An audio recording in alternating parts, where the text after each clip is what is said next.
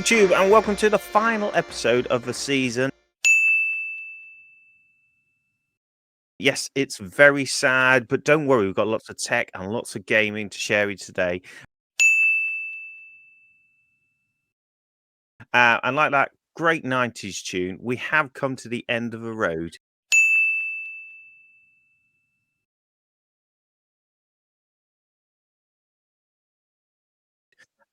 For this season, but we've got some boys that have now turned into men to help me finish the episode. We've got Damien and Tim, and back for this episode as well, we've also got Sean. Yay! Oh, Jazz hands all around. yay! How are we all doing this week? I don't know. I think that was an interesting choice. It was a choice. It was a choice. It was a choice. Anything funny to say, gentlemen, before we get in the episode? I quite like the word kumquat. It's a good word. It's a good word. And smock and plank and bunyip. Don't forget the good old flange. Or phalanx. Ooh, nice one. I like trampoline because it's got its ups and downs. Oh my God! No, don't That's don't one. turn Let's into get into the Chris. show.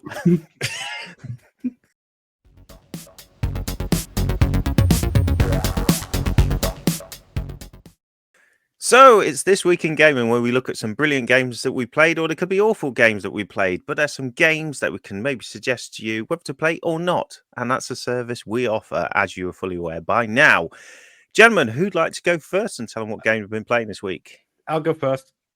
Go on then, Damien. I played a retro card game in honor of Tim.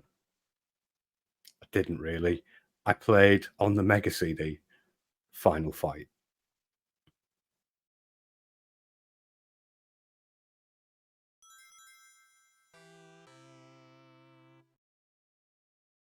Final Fight, a side-scrolling beat-em-up produced by Capcom and released into the arcades in 1989. This was ported under license of Capcom to the Mega CD in 1993 and has almost all the features from the arcade version, namely the 2-player mode, the industrial area stage, and the ability to play as all 3 main characters, unlike the SNES and some other ported versions. With the power of the CD, other additions were included. Voice acting in the opening and end sequences, an arranged version of the original soundtrack, and the exclusive time attack mode. The only limitations for the Mega CD was the rather poor colour palette, a reduction of enemies on screen, and fewer background details. There was also the fact that the English localisation of this was censored. The characters Roxy and Poison had to be redrawn with less revealing clothing. That said though, what an amazing game this is on the Mega CD. Set in the fictional Metro City, the game lets you select one of 3 characters: Mike Hagar, a former pro wrestler and mayor of the city, Cody Travers, a brawler, and Guy, the martial artist. Each of the characters have their own fighting style and attributes, so a decent arrangement to pick from. The plot is to rescue Hagar's daughter from the Mad Gear gang, and this takes place over 6 stages of the city map, 2 bonus rounds, and a level-specific boss fight at the end of each stage. Controls are simple with 8 directional character movement and 2 buttons. One to attack with punches and combos depending on the number of times pressed to make contact with an enemy, and the other to jump. Using jump and attack can also make the character perform their aerial manoeuvre too. If you have a Mega CD and can find a copy of this game, I would suggest snapping it up, although at a reasonable price. For anyone else, there is emulation, or getting it as part of a Capcom collection on a modern day platform. If you like retro style side-scrolling beat-em-ups, this one's for you. It's Streets of Rage good with big graphics.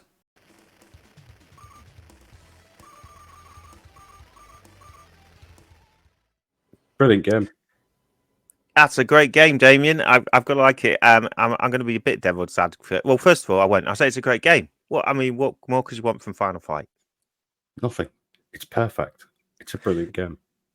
Okay, well, I'll be devil's advocate. Streets of Rage 2, 10 times better. But I mean, Final Fight was the original, wasn't it? Before the Streets of Rage came in. So credits due. But I feel Streets of Rage 2, raised the bar a bit more.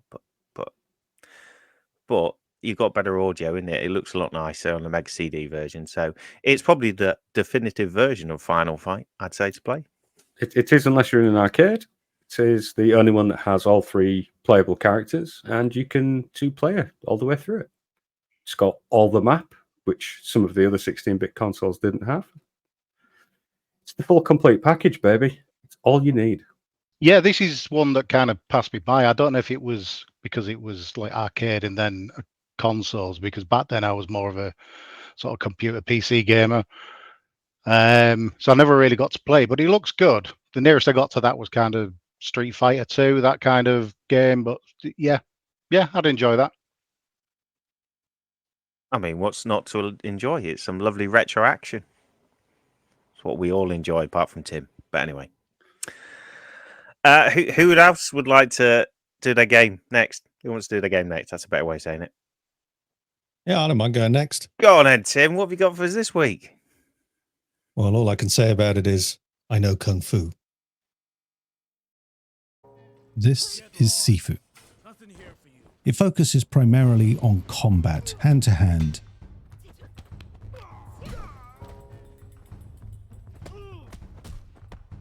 To my untrained eye, it looks a lot like Wing Chun to me, but I'm not entirely sure. I'm sure somebody will correct me down in the comments. The game takes quite a cinematic approach to its camera angles.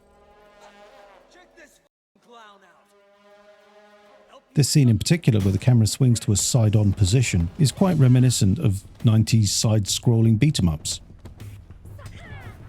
But not only that, it's actually pretty similar to a certain movie. What was that? Ah, that's right. Old Boy. Of course, the original Korean version. If you haven't seen it, it's a must-watch. Here's a quick side-by-side for comparison.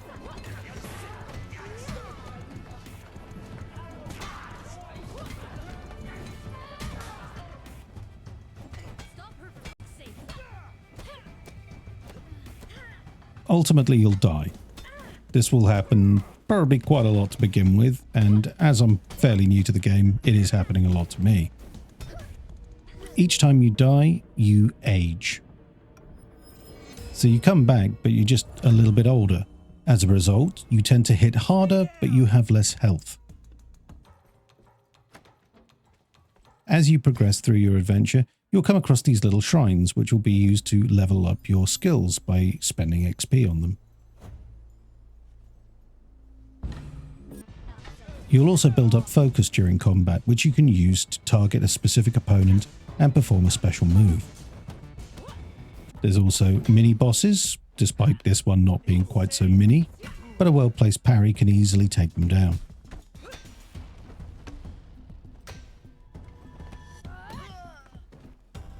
Ultimately, at the end of each den, you will come across an actual boss, and they are a lot harder. They move faster, they are harder to hit, and in turn they hit harder as well. Hopefully by the point you reach one of these bosses, you will have learned some of the special moves that your character can perform. Utilize dodges and parries, quick and heavy attacks, and never be above punching a man when he's down. Once again, for this particular final boss, it feels like it leans into Asian cinema, this bit specifically reminding me of House of Flying Daggers.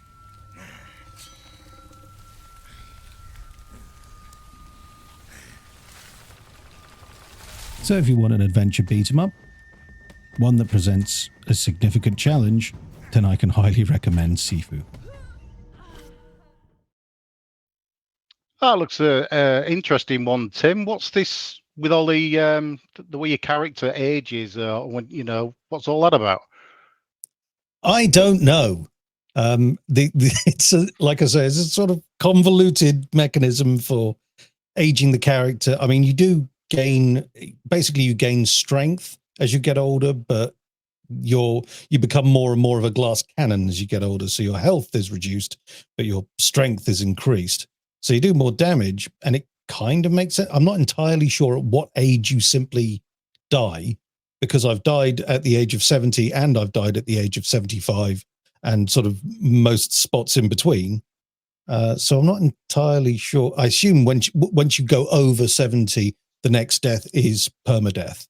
and then you're back to the start. But it is kind of brutal in that regard, because you're forced to go back to the beginning of the game. However, you can now employ things that you have learnt during that previous run, but it is up to the onus is on you to improve, rather than for you to just have a better character, if you see what I mean. Right. Any we other might questions? see lots of OAPs fighting in the street then. Is that what we were likely to see because of this game? Literally everybody was kung fu fighting. I'm not entirely sure what style of kung fu it is. I made a guess that it's Wing Chun, but I'm not entirely sure. But yeah, like I say, you do get OAPs really throwing some serious punches and throws and some mean little kicks. So yeah, everybody's getting involved. It's a game for all the family and all ages. I must admit, I did like the comparison between the game and the film. It basically does take that whole patch, that whole sequence. Yeah, like if you look at the wall in the background, it looks almost identical to the wall in the background from Old Boy. Yeah. Jolly good, jolly good. Who wants to do next? Do you want to do next, Sean, or shall I do mine? Yeah, I can do. Go on, Ed. What have you been playing? Well, this week I've been playing Dredge. Welcome to Dredge, developed by Black Salt Games and published by Team 17. A nice, cute little fishing simulator. Or is it? What could be more fun and relaxing than pottering about the islands and their bays in your little boat fishing? Well, not a lot really, but let's get into the game. Dredge is an evocative and atmospheric game that takes fishing to the dark side.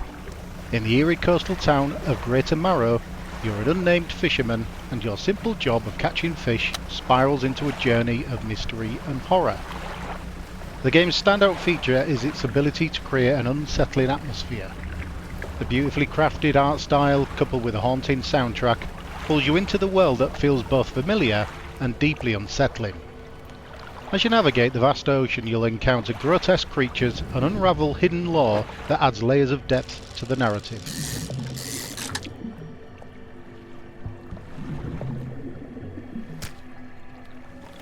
Gameplay involves a mix of exploration, puzzle-solving quests and resource management. Sell your fish to the fishmongers, get your boat repaired and upgraded, and talk to the island's many residents to reveal the unnerving events going on around you.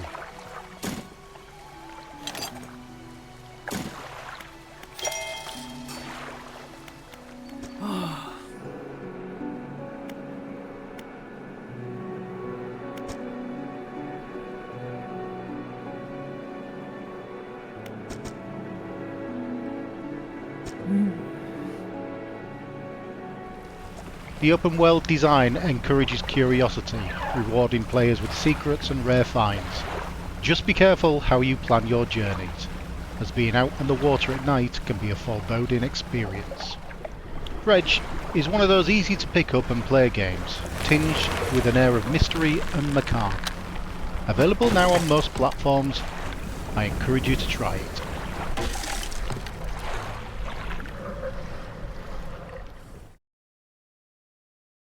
I've heard good things about it. I have heard good things about it. I know that it's one of those sort of overwhelmingly positive reviewed games on Steam. I think it is at any rate. I haven't checked for a while because I have looked at it myself, but never got around to playing it. Would it be one that you would recommend then to somebody like me? Yeah. Oh, it's a good Yeah, card. I mean, is it a card game? Is it turn-based? No, there's no card game, but there is a little bit of resource management, and there's a little bit of like upgrading your boat to get faster engines and bigger nets and all that kind of stuff. There's only a little bit. It's not like it doesn't impair the game. The actual mechanic of the game is going around in your little boat, catching stuff and solving like quests and puzzles. I remember it did quite. I don't know if it actually won any awards, but it was up for quite a lot of awards at the Game Awards. Yeah, last it was. year.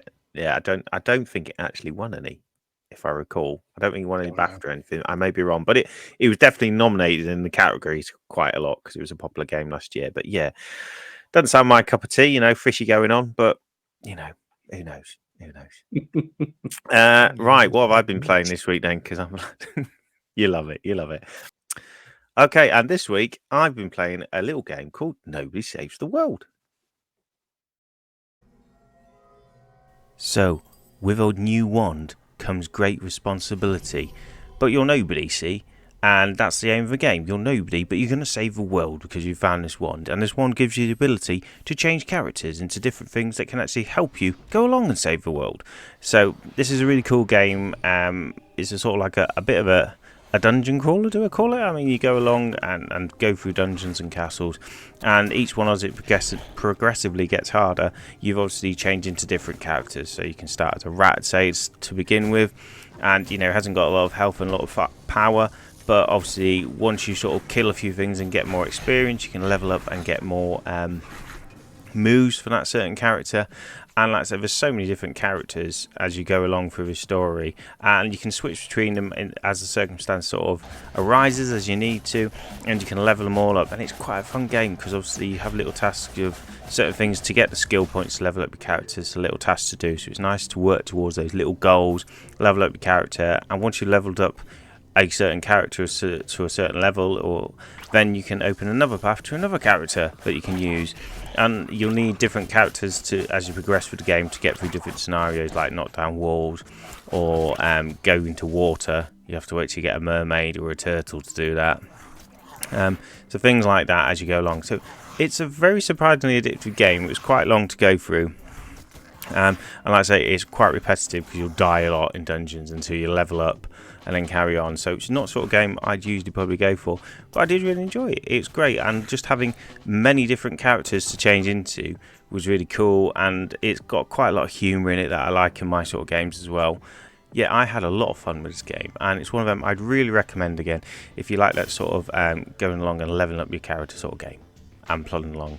And it's got a really great story to it, and it's got a lot of humour. What more could you want?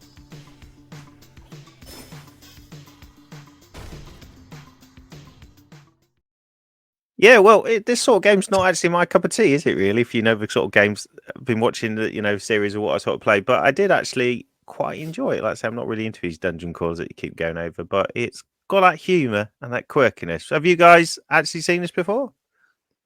I have seen not. it, but I've not really been pulled into playing it. No, I can imagine that. But did I entice you a little bit with my video? Intrigue you at all? Not me. I'd give it a go, but I think it would really have to pull me in whilst playing through it. I was going to say, don't think... I like a dungeon crawler, but I'm not entirely convinced that I like the sort of cartoon nature of it. I like my dungeon crawlers to be sort of dark and dingy and properly oppressive and No, I like a bit of joy and a bit of laughter in my, if I'm going to go and kill things, it's got to be humorous, none of that dark misery stuff. No, happy over here. But there you go. We all can't be happy, and we'll have different tastes, don't we? So that's all I can say to that. So basically, I've pulled a stinker this one, have I, to end? All the other three are good, but mine's poor again, is it? This one's just not my cup of tea, I'm afraid. Yeah, this is your card game, Chris. Well, throw some shade. Well, it's all about different things for different people. Write down in the comments below if you think they're all wrong, because they are. But hey ho, it's Jesus, Tim, that was harsh, man. Wow. Card games, I know. Got to get my jabs in when I can. Don't get many of them. Don't. Oh, we picked Sifu, so you can get some jabs in. Yeah. It was training for this moment. All right, fair enough. Look how grey his beard is.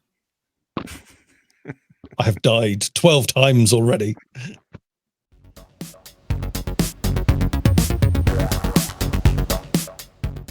So with that part of the show again, where we do What the Tech. It's some brilliant tech from the past or the present that you want in your life, really. It's stuff we've highlighted that you didn't know about, but now that you do, you want.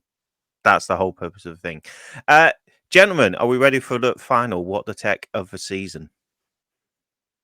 Yeah. Hell yeah. For sure. And what do you think of that, gentlemen? Toilet paper dispenser. Next.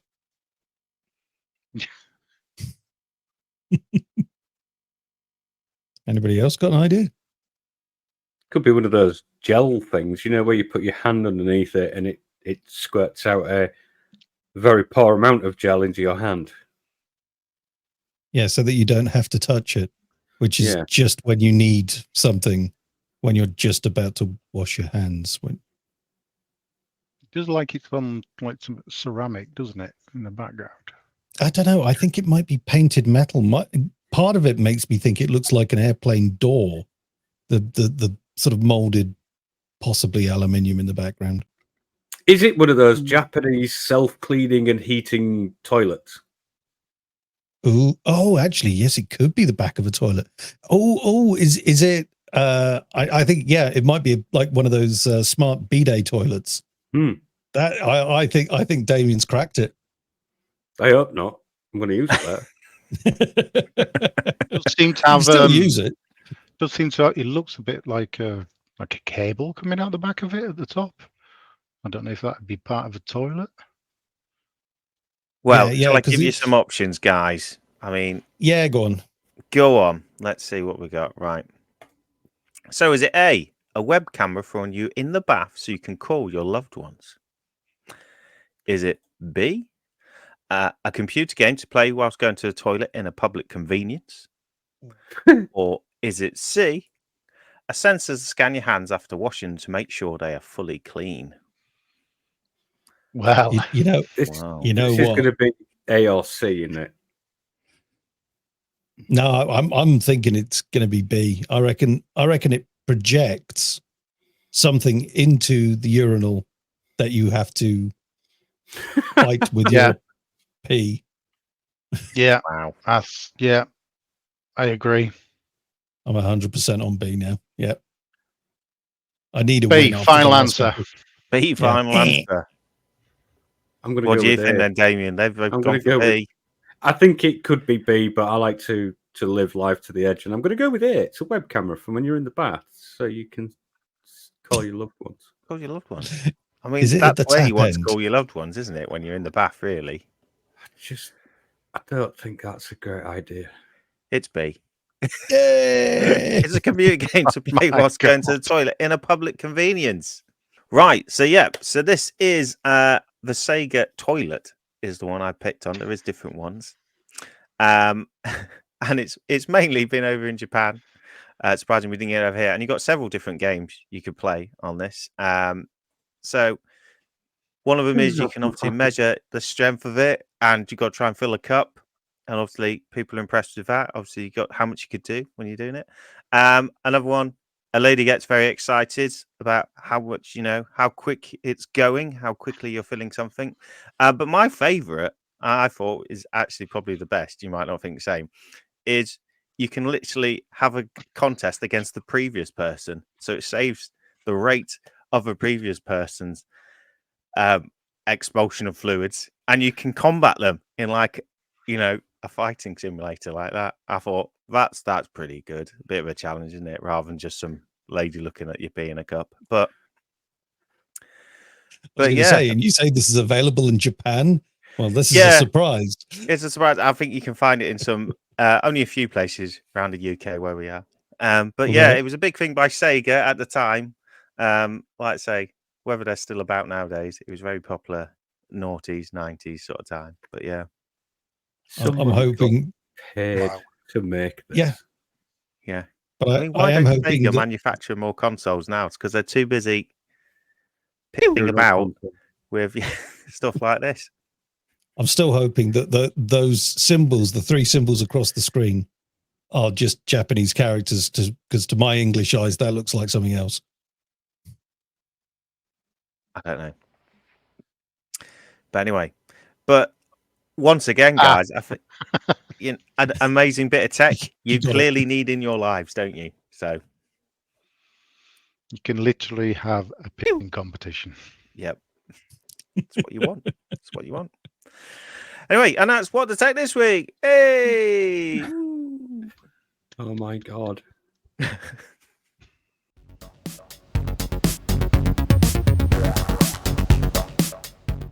So it's this week's discussion.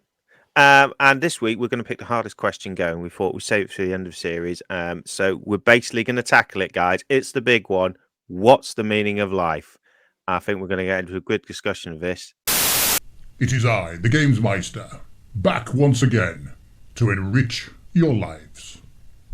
As a special treat on the final episode of this season, I have decided to bestow upon you all a trivia quiz.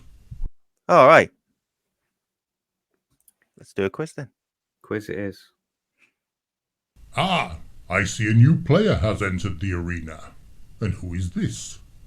Sean. Well, you are not part of my plans. So, Sean, you are the new Percy for this evening. Go. You shall be my adjudicator and counter. This competition is for Chris, Damien, and Tim only. Bye-bye. Using my vast, unparalleled knowledge of gaming and technology, I will be asking you a series of 20 questions. The first person to shout out the correct answer that is written on my card will be the winner of the point. No other answers will be accepted. Are the rules clear? Yeah. Let me consult my vast knowledge of gaming and tech.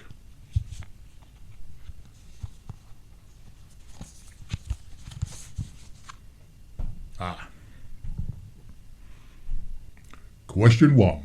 Ron Gilbert and Tim Schafer created The Secret of Monkey Island in 1990, the first in a series of point-and-click adventure games set in a fictional version of the Caribbean during the age of piracy.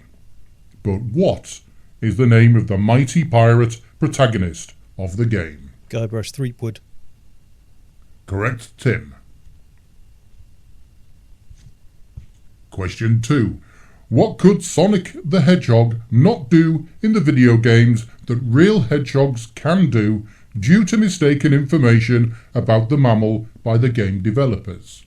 Is it A. Fly, B. Swim, C. Make friends, D. Run faster than the speed of sound? Run faster than the speed of sound. Swim. The answer was swim. Question 3. In the original Pokemon games on the Game Boy, what is the name of the town in which you begin the game? If anybody was going to have a chance, if anybody was going to have a chance at answering that one, it would probably be me. And I can't remember it for the life of me. Is it called Poketown or something? The answer was Pallet Town. Question 4. What does the word Atari mean in Japanese? Happy.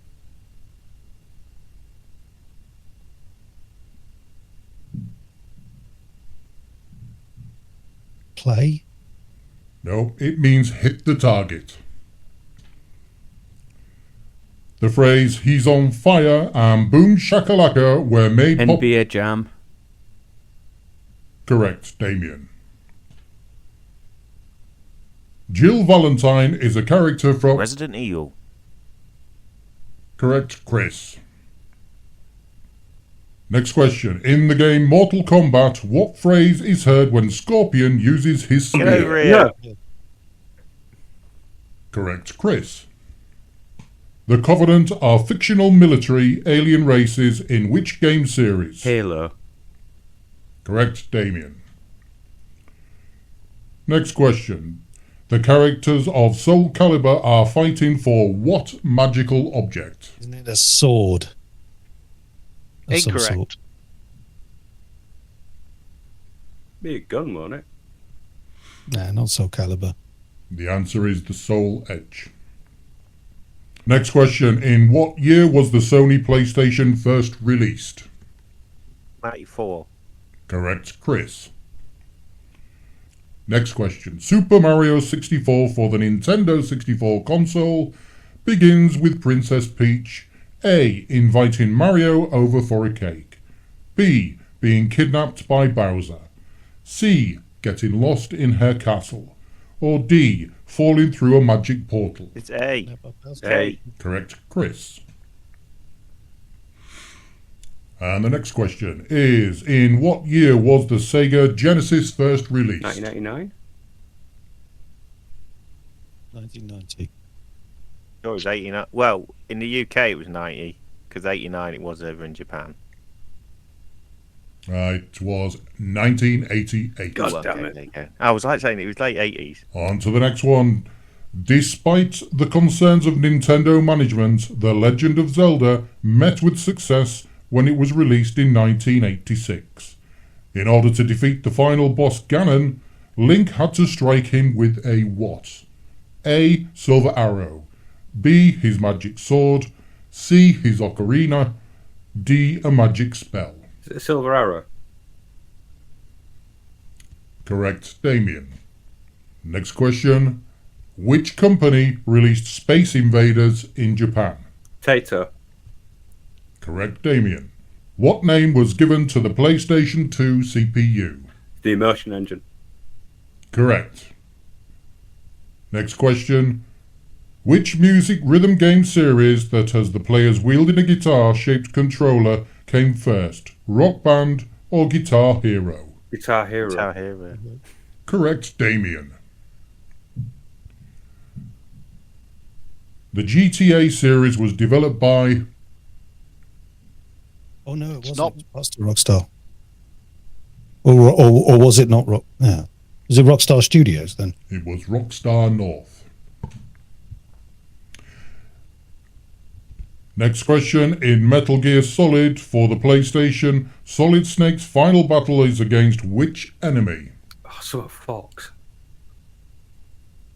Is it Mantis? Something like Steel Fox or something like that. It was Liquid Snake. And on to the final two questions.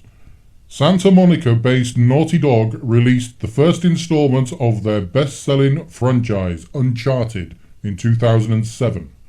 But what game was their breakout hit? Crash Bandicoot. Correct, Damien.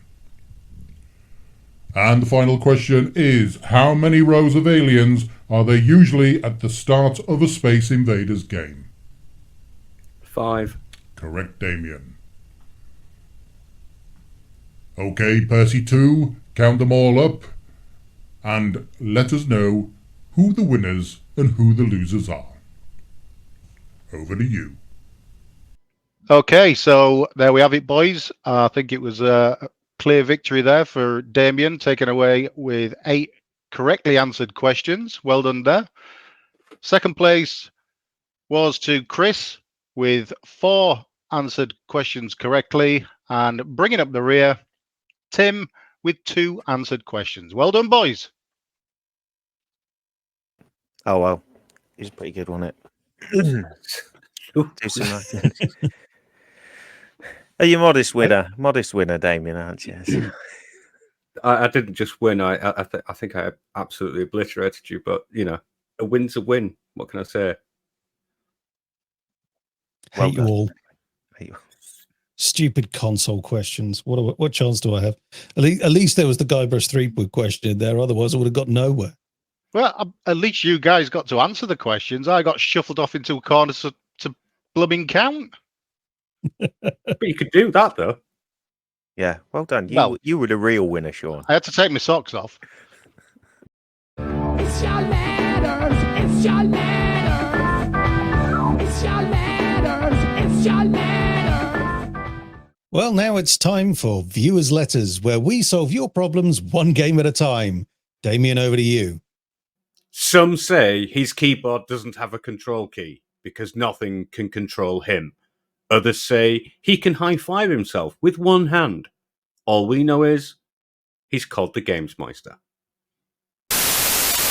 Well, hello boys, here we are. The final episode of the season. And the final letter from our viewers. And this week, we have a right doozy for you.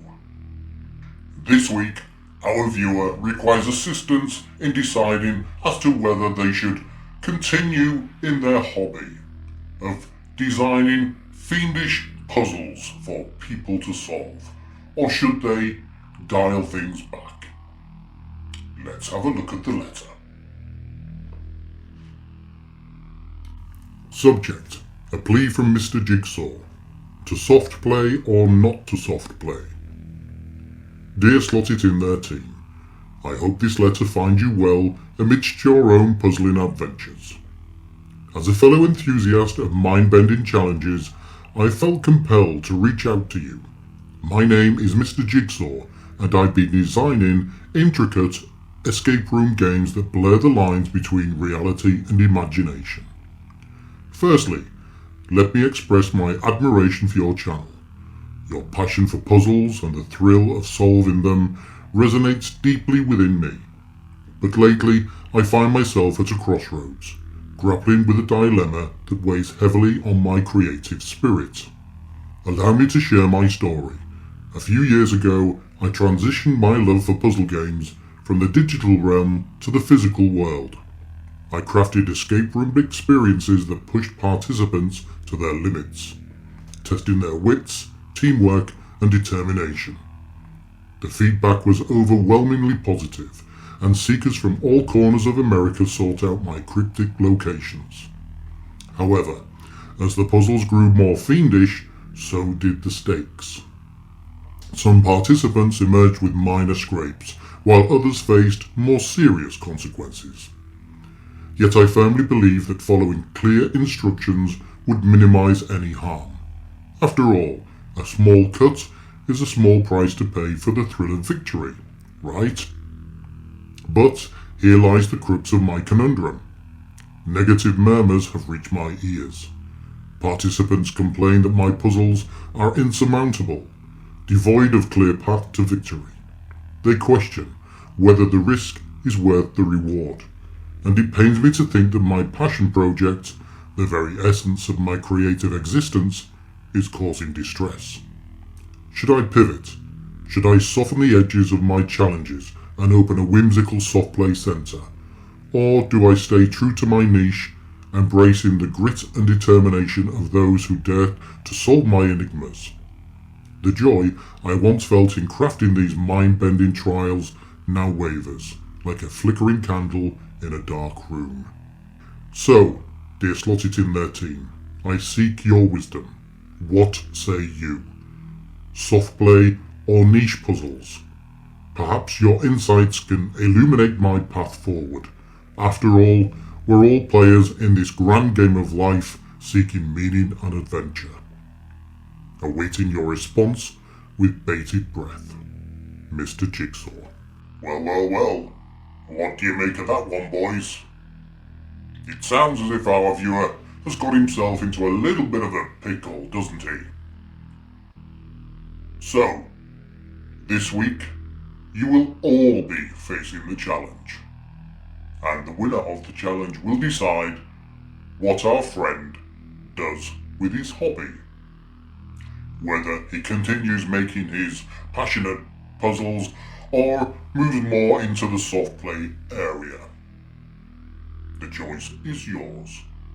And this week, Tim, Chris, and Damien, you will be playing the game Fall Guys.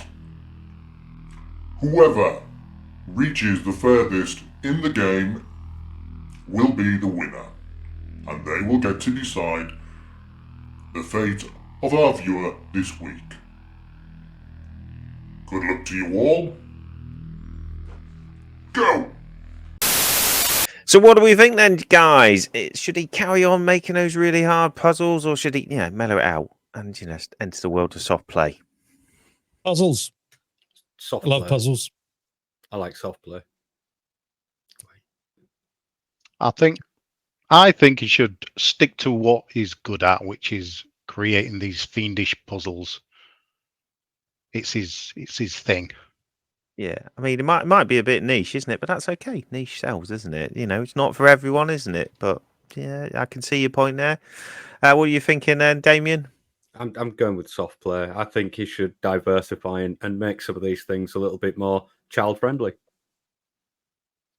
And what about you, Tim?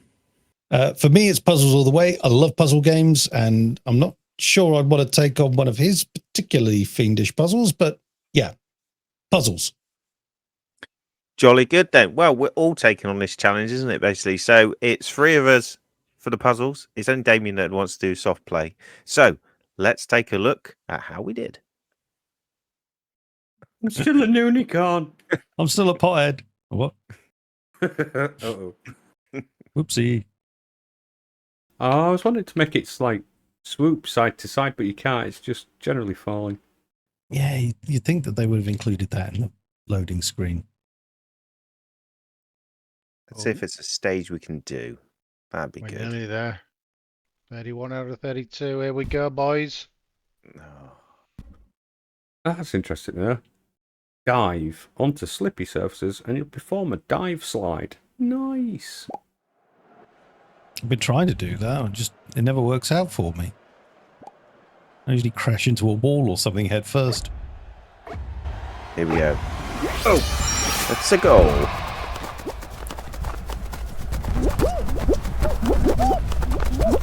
Don't stop jumping. No, you tyrant.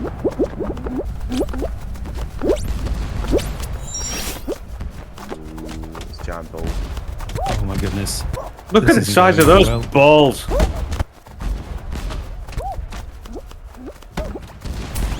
Oh boy. Oh, okay. That worked out in my favour. I can see 2 of you in front. Doesn't bode well for you then. Oh, darn it. Go with it. Go with it. Go with it. Come on. Go, go, go, go, go. Run quicker, little Oh, man. there's a jump at the top of that slope. Oh, for the love of...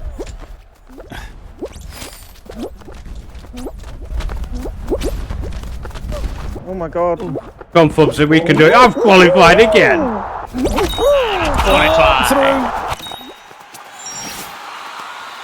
Come on, come on. Oh, Come on, Chris. Come on, no, avoid the yellow things. that was hard work. Yes. I'm watching somebody that looks very lost. That was Wow. green like me. But we all qualified. Hurrah. Uh-oh. Unicorn. Round 2. Please be Hothead, something easy. ignite. Oh, not again. So do we just need to stay on, basically? Just Level. stay on. and Avoid the fan. Yeah. Oh no. Where am I in relation to said fan? Oh, we're all in the same. Okay. We all start together, I think. How do you know where the fan is? Oh, no. No, no, no! No, no, I've been eliminated because I'm stupid. Oh, I've been eliminated. Oh, we're falling like flies. Well, it looks like we have a clear winner then, don't we? Sean's cheating. Shut up, Sean.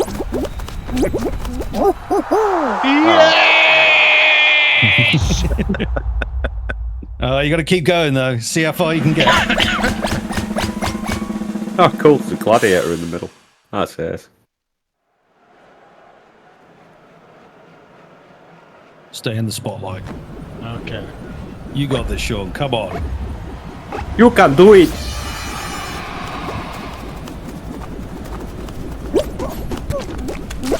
Press the button. Press the button. Press the button. That's Yeah. it.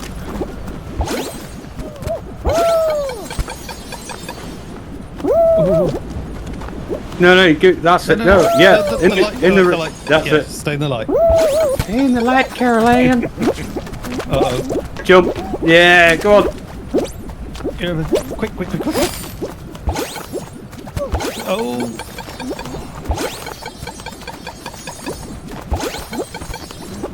%. Come on. No, no. 6. No. Oh, Go no, around, go go, around, just keep chase going, around the keep going. side. There we go. Come on, Sean. You can do it. 90. 4. 94. Slow down. Oh, no. Oh, Level over. have you qualified? Ah! No. Oh, that happened. How?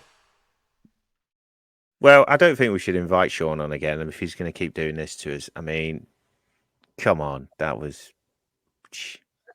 One game.